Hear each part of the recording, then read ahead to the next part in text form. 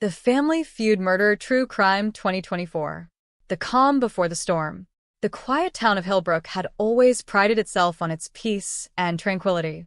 Nestled in a valley surrounded by lush forests, it was the kind of place where everyone knew each other and secrets rarely stayed hidden for long. But in the summer of 2024, something changed. Whispers began to circulate about the Carter family, who had lived on the edge of town for generations. No one could pinpoint when the tension had begun, but the signs were there: simmering resentment, icy glares at family gatherings, and hushed conversations that stopped when someone walked into the room. The Carters had always been an influential family in Hillbrook. Harold Carter, the patriarch, was a successful businessman, known for his charitable donations and involvement in local politics. But behind closed doors, the family was fractured. His two sons, Michael and David, had never seen eye to eye, and their rivalry only grew worse after the death of their mother 2 years ago. With Harold's health deteriorating, it became clear that the family's fortune and control over the family business was up for grabs. Michael, the older brother, was calm and calculating, a man who always thought 3 steps ahead. He had taken after his father, building a successful real estate empire of his own. David, on the other hand, was impulsive, prone to fits of anger, and had a reputation for getting involved in shady business deals. While Michael played by the rules, David was always looking for shortcuts, and his questionable decisions had led him to financial ruin. The tension between the brothers reached a boiling point when Harold called a family meeting at the Carter estate. Everyone knew what it was about. Harold, frail and confined to a wheelchair, was finally going to announce who would inherit the family fortune. The decision had the potential to destroy what was left of their family's fragile bond. But no one could have predicted how deadly the situation would become. As the family gathered in the grand dining room, the atmosphere was tense. Harold sat at the head of the table, his once imposing figure now diminished by age and illness. To his right was Michael, sitting straight and composed, his face expressionless. David sat across from him, drumming his fingers impatiently on the table. The rest of the family, cousins, aunts, and uncles, watched in uncomfortable silence, sensing the storm that was about to break. Harold cleared his throat, his voice weak but determined. "I've made my decision," he said, his words hanging in the air like a heavy cloud. "Michael will take over the business. David, I've left you a portion of the estate, but the company will be in Michael's hands." David's reaction was immediate. His face flushed red with anger, and he slammed his fist on the table, causing the dishes to rattle. "This is a joke, right?" he snarled. "You're giving everything to him? After everything I've done for this family?" Michael remained calm, his eyes locked on David. "You've done nothing but drag this family's name through the mud," he said coldly. "Dad's making the right choice." David stood up, his chair scraping loudly against the floor. "You're going to regret this," he hissed, his voice low and dangerous. "I won't let you take what's mine." The room fell silent as David stormed out, the tension thick enough to cut with a knife. No one knew what he would do next, but there was an unspoken fear that this was far from over. The storm had begun, and it was about to tear the Carter family apart. The disappearance. The days following the family meeting were filled with an eerie quiet. David had disappeared. No one had seen or heard from him since he stormed out of the estate, and his phone went straight to voicemail. At first, the family assumed he had simply needed time to cool off. David was known for his temper, but he always came back after blowing off some steam. But as days turned into a week, and then another, worry began to creep in. Michael, however, seemed unfazed by his brother's disappearance. In fact, he thrived in David's absence, taking control of the family business with a ruthless efficiency that left no room for mistakes. He made public appearances, met with investors, and began implementing the changes he had been planning for years. To the outside world, Michael was the picture of success, a man who had risen above family drama to lead his company into a new era. But behind closed doors, something darker was brewing. It was Michael's wife, Sarah, who first noticed the strange occurrences. Late at night, she would hear noises outside their bedroom window, footsteps crunching on the gravel driveway, a low rustling in the bushes. At first, She dismissed it as her imagination, or perhaps an animal moving through the woods. But the noises became more frequent, more deliberate. One night, she swore she saw a figure standing at the edge of the property, just beyond the reach of the porch light. When she told Michael, he brushed it off. "It's probably just one of the workers checking on the grounds," he said, his tone dismissive. Nothing to worry about. But Sarah wasn't so sure. There was a sense of unease in the air, a feeling that something was watching them, waiting for the right moment to strike.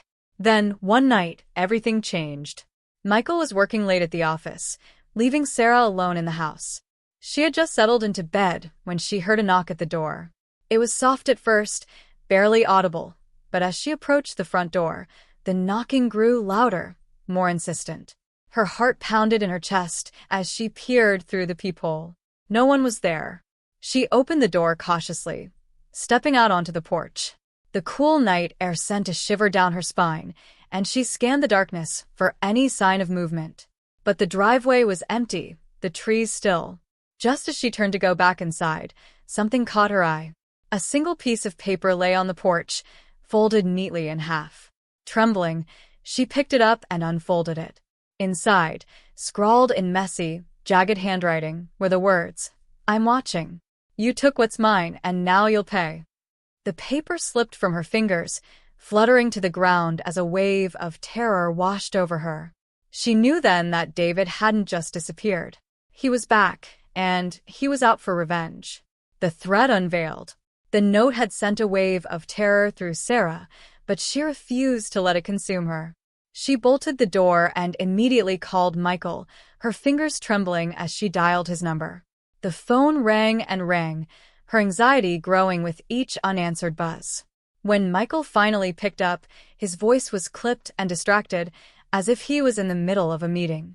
"Michael, you need to come home now." Sarah's voice was barely a whisper, her breath ragged from fear. "I found a note on the porch. I think it's from David." There was a pause on the other end of the line, long enough for Sarah to imagine all the worst possibilities. But when Michael finally spoke, his voice was unnervingly calm. "Sarah, listen to me. David is angry, yes, but he wouldn't do anything like this. It's probably just some prank. I'll be home in a few hours, don't worry." She wanted to scream at him, to make him understand the gravity of the situation, but something about Michael's tone stopped her. He didn't believe her. Or maybe he didn't want to. Either way, she was on her own tonight. After hanging up, Sarah made sure every door and window in the house was locked. The silence pressed down on her, thick and suffocating. She paced the house, trying to shake the feeling that someone was watching her from just beyond the shadows. Every creak, every gust of wind outside sent her heart racing. She couldn't shake the sensation that this was just the beginning. Hours passed, but sleep wouldn't come. Her mind kept replaying the events of the last few weeks, the growing tension between the brothers, the heated argument at the family meeting, David's sudden disappearance. Could he really be capable of something this sinister? Then, just after midnight, the lights went out. Sarah's breath caught in her throat as the house plunged into darkness. For a moment, she stood frozen, trying to listen for any sound, any hint of movement. The wind outside had picked up, and the trees were swaying violently in the storm that had rolled in. Lightning flashed, illuminating the room for a split second, but it did little to calm her nerves. She grabbed her phone and turned on the flashlight, casting long, eerie shadows across the walls. The power had gone out before during storms. It wasn't uncommon in their remote location, but tonight it felt different. She felt exposed, vulnerable. As she made her way to the kitchen to check the circuit breaker, she heard it, a faint tapping sound coming from the back door. It was slow and deliberate, like someone testing the door's strength. Her pulse quickened. She approached cautiously, her phone's light trembling in her hand. When she reached the door, she hesitated. Should she call the police? Her mind raced through the possibilities. If it really was David, would the police even believe her without evidence? She couldn't risk being brushed off as paranoid. Suddenly, the tapping stopped. The silence that followed was even more unnerving, and Sarah's stomach twisted with dread. She pressed her ear to the door, straining to hear any sound from outside.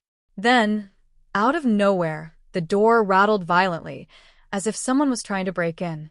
Sarah stumbled backward, her phone slipping from her hands and clattering to the floor.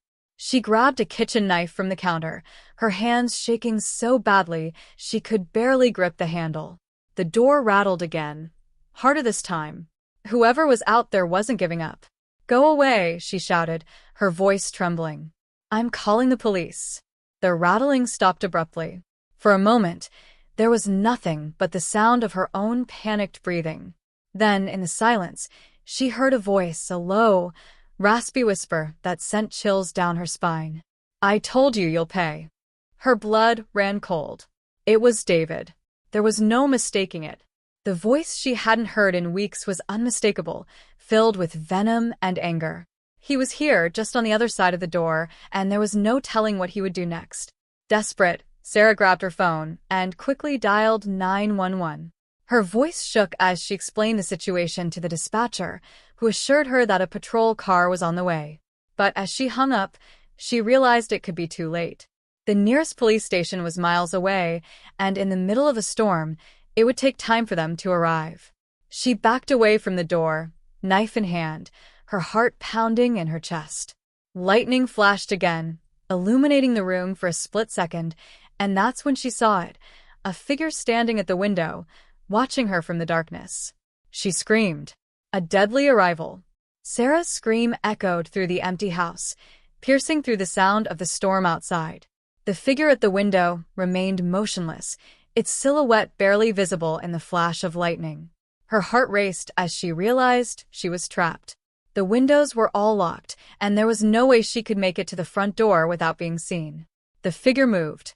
In the dim light, Sarah watched in horror as it stepped back from the window and disappeared into the shadows of the yard. She had no idea where David was or what he was planning, but she knew she couldn't stay there, waiting for him to strike. She had to find a way out fast. Grabbing her phone, she ran to the stairs, planning to hide in the attic until the police arrived. But as she reached the top step, the front door burst open with a deafening crash. The storm outside howled through the open doorway, and in the chaos, Sarah caught a glimpse of a dark figure stepping into the house. It was David. He stood in the doorway, drenched from the rain, his eyes wild and filled with rage. His lips curled into a twisted smile as he took a step forward, his voice barely audible over the storm. "You should have listened, Sarah." Sarah bolted up the stairs, her heart pounding in her ears as she slammed the attic door shut behind her. She could hear David's footsteps below, slow and deliberate, as if he knew exactly where she was hiding.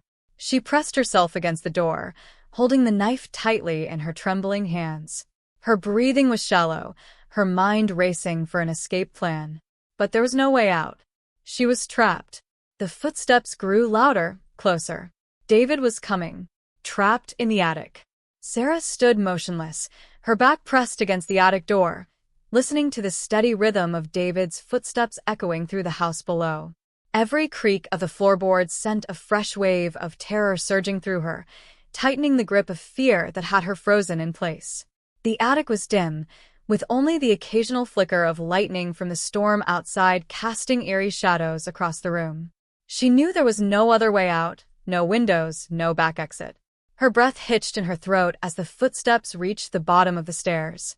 David was ascending slowly, methodically, as if savoring the moment. Each step was deliberate, meant to terrorize her, to remind her that there was nowhere left to run. "Sarah."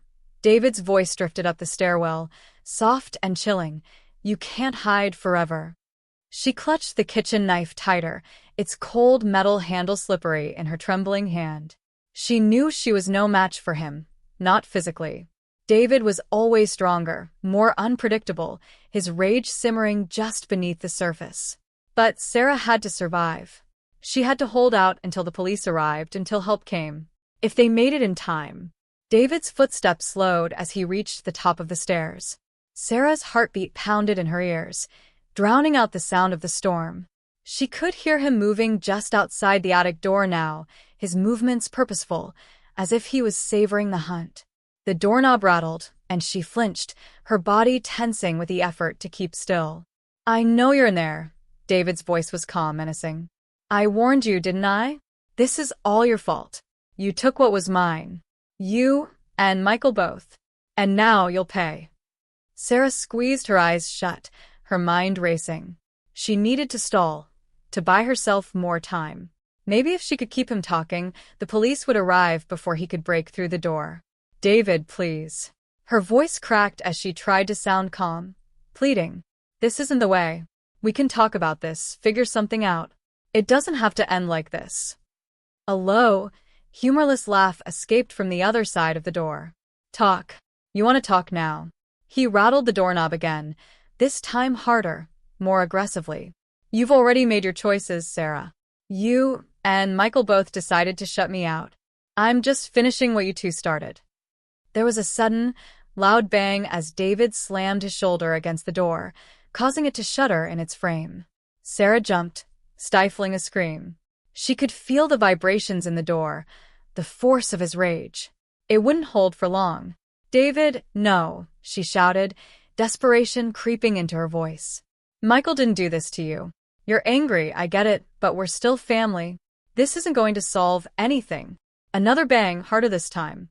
The door groaned, wood splintering under the strain. Sarah backed away, her eyes darting around the attic for anything she could use to defend herself. There were boxes, old furniture, a few scattered tools. None of it would be enough. David's voice came again, low and menacing, as if he was standing right on the other side of the door. Family? He spat the word with venom. Family doesn't betray each other. Michael stole everything from me. And you stood by and let it happen. Bang. The door cracked, the wood beginning to splinter near the lock. Sarah's pulse raced as she stumbled back, knocking into an old dresser behind her. Her mind screamed at her to move, to find a way out, but there was nowhere to go. Then, the attic door burst open. David stood in the doorway, his rain-soaked clothes clinging to his body, his face twisted in fury. His eyes locked onto Sarah, and for a moment, time seemed to freeze. The storm outside roared, lightning illuminating the room in sharp flashes, casting long shadows across his face. End of the line, David growled, stepping into the attic with deliberate slowness, savoring the fear he saw in Sarah's eyes. Her back hit the wall as she raised the knife defensively, her hands shaking. Stay back, David, she screamed, her voice trembling with fear. I'll use this if I have to. But David only smiled, his expression a chilling mix of anger and amusement. Do you really think that's going to stop me? He sneered. He took another step forward, his eyes never leaving hers. You can't even hold it steady. He lunged. Sarah screamed and slashed wildly with the knife, the blade catching the sleeve of David's shirt. It wasn't enough to stop him. He grabbed her wrist with brutal force, twisting it until she cried out in pain and dropped the knife. It clattered to the floor, out of reach. With a savage grin, David pushed her back against the wall, his hand wrapping tightly around her throat. You should have stayed out of this, Sarah. But now it's too late. Sarah gasped for breath, her vision blurring as his grip tightened. She clawed at his arm, trying desperately to break free, but he was too strong. Just as her vision started to darken, there was a sudden burst of light, red and blue flashing through the attic window. The sound of sirens pierced the storm, getting closer, louder. David froze, his grip loosening for just a moment as the realization hit him. The police had arrived. Sarah coughed and gasped for air, her legs buckling as she collapsed to the floor. David turned toward the window, his face twisting in rage. No, he roared, backing away from her. This isn't over. He bolted for the stairs, disappearing into the shadows just as the sound of heavy footsteps echoed through the house below. Sarah lay on the attic floor, gasping for breath, her body trembling with shock. She could hear the police downstairs, their voices calling out as they searched the house. But David was gone, and she knew, deep down, that he wasn't finished yet. The hunt begins. As the officers swept through the house, Sarah was guided down the stairs by one of them, her legs still shaky from the near-death encounter. The storm outside had subsided, leaving a cold, damp calm in its wake, but inside, her mind was racing. David had escaped, and the knowledge sent a chill through her that no amount of comforting words could ease. Officer Daniels, the lead investigator on the scene, was already barking orders into his radio, coordinating a manhunt for David. His stern face and calm demeanor did little to comfort Sarah, though. She could still feel the weight of David's hand around her throat, the hatred in his eyes. She knew he wouldn't stop, not until he got what he wanted. "We'll find him," Daniels assured her, handing her a blanket as she sat on the edge of the living room couch, trembling. "We've got roadblocks set up, and with this weather, he can't have gone far." But Sarah wasn't so sure. David was unpredictable, and if there was one thing she knew about him, it was that he wouldn't let anyone stop him. Not the police, and certainly not her. As the officers continued their search through the property, Sarah's phone buzzed. She picked it up with shaking hands and saw a text from Michael. "On my way home. Heard what happened. Stay safe." She stared at the message for a long moment, her heart sinking. Michael had no idea how bad things had gotten. Sarah's fingers hovered over the phone's screen as she struggled to think of how to respond. How could she explain the danger Michael was walking into? How could she convey the horror that had unfolded in their home? Her mind was a whirl of fear and confusion, but one thing was clear. Michael needed to stay away, for his own safety. She typed quickly, her hands trembling. "Don't come home. David's here. He's dangerous. Stay away, please." As she hit send, her chest tightened with anxiety. She knew Michael wouldn't listen. He was protective, stubborn even, and the fact that his brother was involved only complicated things further. The weight of the situation settled heavily on her shoulders. David was still out there, lurking in the darkness, waiting for his chance to strike again. And now, Michael was walking straight into the storm. Officer Daniels' voice pulled her back to the present. "We're going to need a full statement from you, Sarah," he said, his expression serious but gentle. "But for now, I want you to focus on staying calm. We'll have an officer stationed outside your house in case David tries to come back." Sarah nodded numbly, clutching the blanket tighter around her shoulders. The house felt foreign now, like a crime scene from one of those true crime documentaries she'd sometimes watch late at night. Only this was no documentary, it was her life. As she tried to collect her thoughts, the front door swung open, and Michael burst in, drenched from the storm, his face a mixture of panic and fury. "Sarah," he shouted, rushing over to her, ignoring the officer's attempts to stop him. Sarah stood, her heart racing as she moved toward him.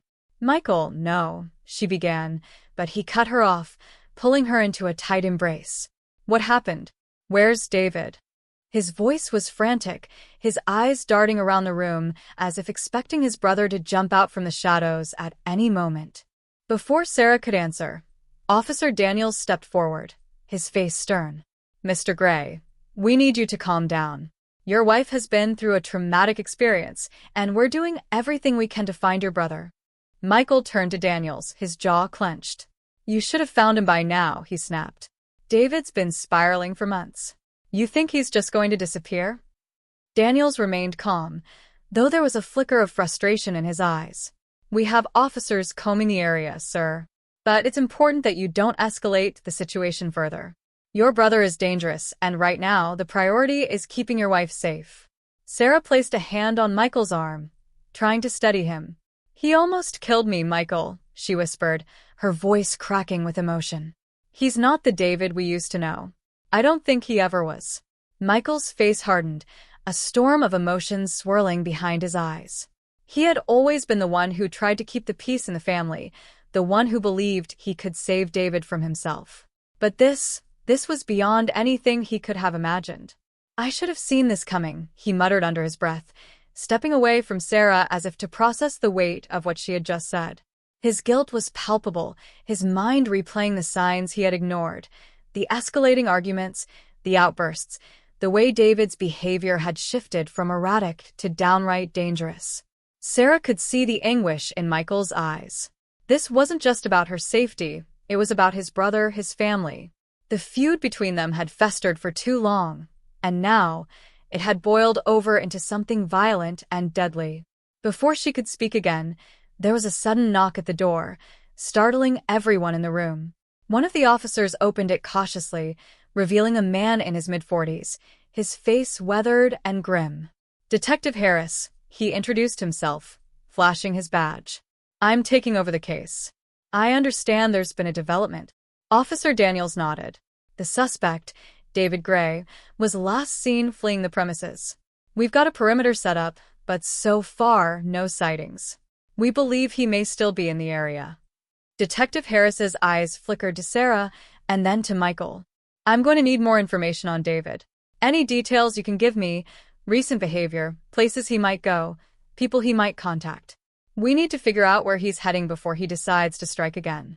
Michael shook his head, running a hand through his wet hair. David's unpredictable. He's been out of control ever since our father died. I don't know where he'd go, but he's got it in his head that Sarah and I betrayed him somehow. He blames us for everything. Harris narrowed his eyes, his mind already piecing together the situation. Betrayal? What does he think you did? Michael hesitated, glancing at Sarah before speaking. It's complicated. Our father left the family business to me, not David. He felt like it was his birthright, and when he didn't get it, he snapped. He's been harboring resentment ever since. Sarah added softly, but it's more than just the business. He's angry about everything, about the way we live our lives, about how we've moved on while he's been stuck in the past. Detective Harris nodded slowly, his expression unreadable. Family feuds like this can be dangerous, especially when there's a sense of entitlement involved. David's clearly unstable, and his sense of betrayal has pushed him to the edge. He's convinced himself that he's the victim here. The detective turned to one of the officers. Get me a list of any known associates or places David might frequent. If he's hiding somewhere, we need to flush him out before he does something else. Sarah's mind raced. Where could David have gone? He knew the town like the back of his hand, and there were plenty of places he could hide. But there was one place, one terrifying thought that crossed her mind, that made her blood run cold. The old family cabin, she whispered, her voice barely audible. Michael's head snapped toward her, his eyes wide with realization. The cabin, he echoed, his face paling. Of course. That's where he'll go. Detective Harris looked between them, sensing the urgency in their voices. The cabin, where is it? It's deep in the woods, about an hour from here, Michael explained, his voice tight with fear. No one's been there in years, but David, he used to go there to get away. To clear his head. Sarah's heart raced. If David was at the cabin, it meant he wasn't done. He was regrouping, planning his next move. And she had no doubt in her mind that he wouldn't stop until the feud was settled in blood. Detective Harris straightened, his expression grim. We're going to need to move fast. As the officers scrambled to organize the search, Sarah stood frozen, her mind swirling with fear and dread. She knew this wasn't over. David wouldn't rest until he finished what he started. And now, they were heading straight into the heart of the storm.